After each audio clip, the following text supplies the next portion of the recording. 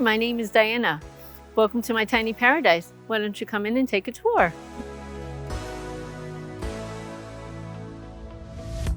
Welcome to the inside of my tiny home. It is 8 times 24. Including the loft, it comes out to 269.5 square feet. Right now I'm standing in the middle of my tiny home. Right here is the kitchen. There is through the bathroom. And then upstairs is the loft. And behind you is the living room. Sleeping in my loft, people would think that would be crazy. But I personally like the loft because I feel like it's comfort up there, it's cozy, it's almost like a little clubhouse in a way. And the stairs I like because it's more easy to access. I love the living room, and I've even slept down here a lot because it's versatile. Welcome to my kitchen. This kitchen I really, really love. I gotta say that. First thing is my countertops. They're laminated countertops. I love it. I think they look good. In fact, my friend thought it was wood, and I said, no, it's laminated, so I was happy. I love this oven. This oven is so beautiful. It's a 3-burner stove, and it's gas, and I love cooking in gas. I didn't cook that much in my house. That's why I love this kitchen so much. What I like about the kitchen is it's less to clean. I had a big kitchen and it could be almost overwhelming. So here it's so great. I mean, you have plenty of prep space. To me, it's a big kitchen for a tiny house. That's me personally. Everybody's different. A lot of people like larger ones, but to me, this was perfect. And I like when you're here in the kitchen, you have the beautiful big window there, which I love. I don't feel like I gave up anything. This is probably my favorite kitchen. And my kitchen sink, I wanted something big. I think it's almost 10 inches deep, which is wonderful. I had these shelves put in by the builders. I wanted them to match the steps, and I have another one on the other side in the kitchen. I got plenty of storage in here. You have to be creative when you have limited counter space and limited cubbies. And this is great. I have those little racks that you can put stuff on it. You get rid of a lot of stuff because you don't need it. And here I have my underneath stuff again, just little baskets here just to open up and to give you a little idea of how you store things. This is my pantry, and it's only me, so I don't mind going out and buying more stuff because you don't want stuff to go bad because you're just cooking for yourself or if people come over. This is my stair storage. Everybody needs a place to hang their clothes. So I was thankful that they had a storage closet that you can hang your clothes in. This came with one rack here, but I opt to have them add another rack in here for more storage to hang clothes. And further down, I have a cat. And I said, where am I going to put my cat litter box? But I didn't want to be seen. I was able to get a cat litter. They put a special hole in here, and it's perfect. And on the other side of my kitchen, I have my blue retro refrigerator, which I love. It's really big in here. I mean, you have plenty of stuff. It's a 10 cubic feet one, but I have a really good size freezer, and sometimes I could pack this thing really good. And I have my washer and dryer, and I like the idea that it's not attached. They're basically on each other like a regular washer and dryer, and I love it, and it works amazing. And then because I had a certain amount of space here, but I needed to, again, you want to be creative. What can I do to put storage in? Because I don't have a pantry. So this is great. It rolls out. You realize when you're going through stuff, even though I downsized a lot, I mean, so much, I still realize that I have to downsize more. But I like it because you can be creative. Like, you have a spot for everything and it's organized and it's put together, and that's the first thing people ask me, where do you put stuff? I have organization and I'm happy. If I find something's in place, it's good. Really appreciate everything that I have in my kitchen. I use everything of it and I'm so happy. To me, it doesn't seem small. Somebody coming from a big house thinks it's small, but to me, it's like my tiny paradise. That's it. This is my tiny paradise. After I got my house delivered, I wasn't sure how much space I would have. So you have to be creative. So I'm like, where am I going to find a place to eat? I want to invite people over and have something to eat, right? Everybody wants that. So IKEA. IKEA is the place to go. It purposely does things for small living. I have 2 stools here. I also have my laptop and my iPads. I keep them there. Now, if I had people come over and I needed more room, I would fold this down. So this was perfect. It seems cozy. It doesn't seem like it's out of place to me. I really love this. Welcome to my living room. Originally, these builds come with like an L-shaped couch. I opted not to have that because I didn't want to have my couch so big in my house where I can't move it around. To me, it was too clumsy. So I got this, again, IKEA, love that store. You can fit comfortably 3 people here. It also opens up to a bed. After I moved into the house, it was good to have a couch that opens up that's really easy because I broke my elbow, and opening the couch up, it opens back up and you just put it back together. Really simple. Anybody could do it. The TV, this came with the build, which is great.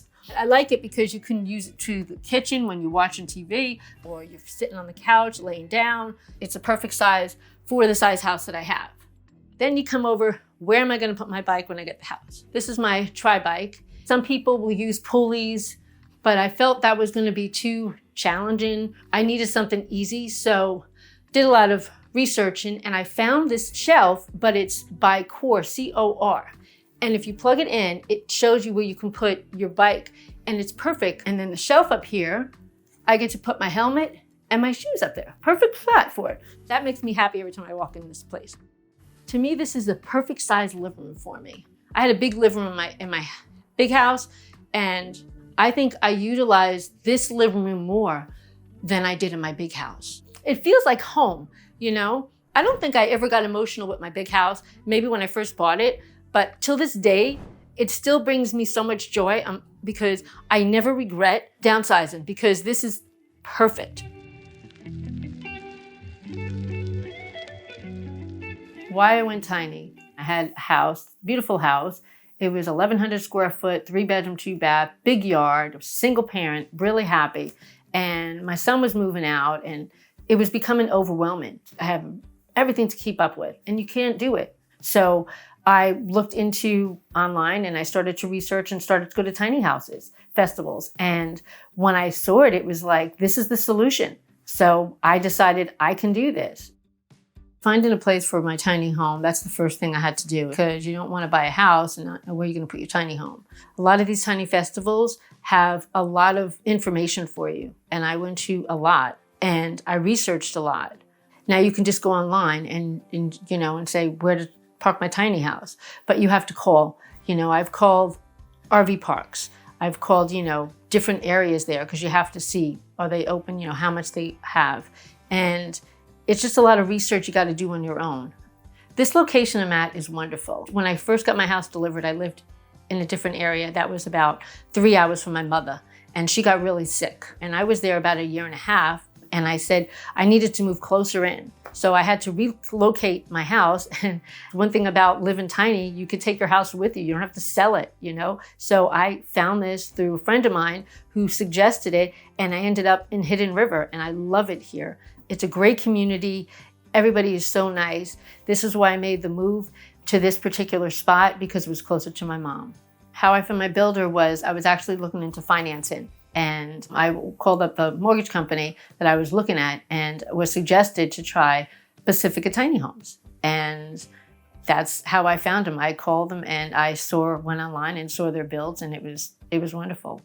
What I paid for my house was $76,000. That includes the delivery. They set it up and everything. Not all builders will do that, so you definitely want to do research.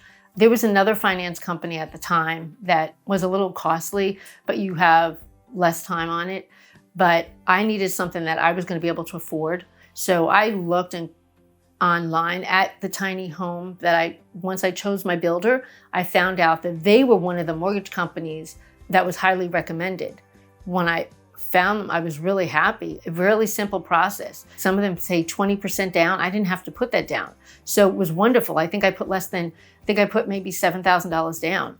And then you have it financed. And it worked out perfect for me because I plan on paying it off sooner, but it's okay because it fits in my schedule. It fits perfectly. The payments are not high at all to me, even though, I still have to pay a mortgage, but it's wonderful. My mortgage is $693. That includes my flood insurance and my homeowner's insurance. The lot rent here, it just went up to $654, but it is wonderful. They have a clubhouse, they have a pool, they have a little fitness gym. It's really nice. It's a really big park. You do have to pay for your sewer, your water, and your trash. Totally what I would pay a month is, with all that's my lot rent, my water, sewer, and my mortgage is about $1,400, which is right now in Florida, it's cheaper than apartments right now, and it was much cheaper than when I had my house. Compared to my big house versus here, my electric bill was much higher, my water bill was higher, my mortgage was higher, and you have all these additional expenses in there that come up. In a tiny house, you don't have a high bill because you have a small place for electricity, so everything is really a lot less. So it gives me the opportunity where I can retire earlier from downsizing. And that's why I chose Living Tiny. Welcome to my bathroom. This is like the perfect size. I have a 36 shower. I have a regular toilet because I would never want to get a composting toilet, me personally. So I definitely am happy with my toilet.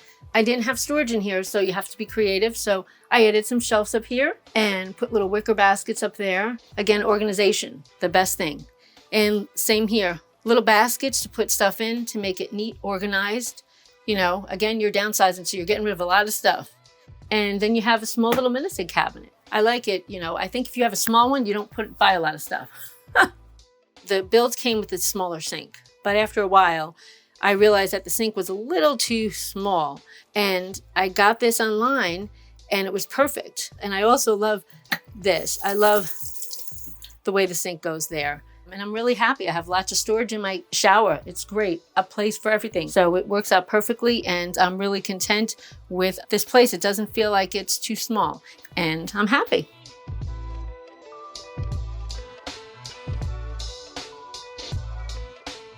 This is my loft. This is a place where I sleep, work, and it's kind of like a nice, quiet meditation place. I love it here. This loft was originally a little smaller. I needed the room to put the bookshelf, and I needed to be more spacious when I'm working. This is why I had them extend the loft a little bit more. And that extra space, it made a huge difference. I opted to get a twin bed because in my house, I had a big bed. I think it was a queen, and I didn't want it to be closed, and I knew I had to find a place where it was going to work too. So I went to IKEA and I tried a bed, and this was perfect. And the good thing about it is you have storage. This bedspread here, a sister from a congregation, she was doing stuff, and I had all these t-shirts because I used to be a really competitive runner, and I have so many. What was I going to do with them? I can't take them with me, right? So I had her make me this. Whenever I look at it, it brings me joy because I have the races that I did, and it brings back memories, you know, and I get to look at it every day. It's wonderful. I love this. Thank you, Rebecca. And I have my little office up here. People ask me why I didn't want to do it downstairs, and I thought about it, and then I thought, no, let it be out of the way. Who wants to see that when you walk into a house, especially you live in a tiny house, and I want everything to be relaxed. And when I'm working, I'm relaxed because thankful I work from home right now, and living in my tiny house, it makes it easier for me to be able to work from home and be comfortable with it. When I sleep up here, I do not want to get out. It's comfortable up here, it's cozy. It's like a little clubhouse, you know? And every time I come up here, it brings joy to me. You're getting close to retirement. You don't want to go in a loft because you might not be able to. It might be hard on you. I would definitely look in getting something downstairs. I got the loft, and I thought if something happens where eventually I can't use it anymore, I have my living room to sleep down. So you have to go what's good for you, what works for you. Maybe down the road, I'll be sleeping downstairs, but there's an option. You know, if you're close to retirement, look into the downstairs bedroom. There's so many options out there. If you want to transition into a tiny home, I would recommend go to tiny home festivals. There's so many. And then put your pros and cons down. What do you like about your big house now? And what are the cons about it? You know, I feel that if you put it down on paper, you go through festivals, you research it, you could actually see for yourself, is this something for me? Because it's not for everybody, but more and more people are doing it because we want to simplify our lives. We want less stress. But yeah, definitely look at the pros and cons. Go see people, talk to people that are experienced with it, you know, get some ideas from them, but definitely and do lots of research. And you'd be surprised how much information you find out. So if you want to get a hold of me, have any questions about tiny living or any questions about my experience, you can reach me on Instagram, Facebook, or Twitter, and the links will be below.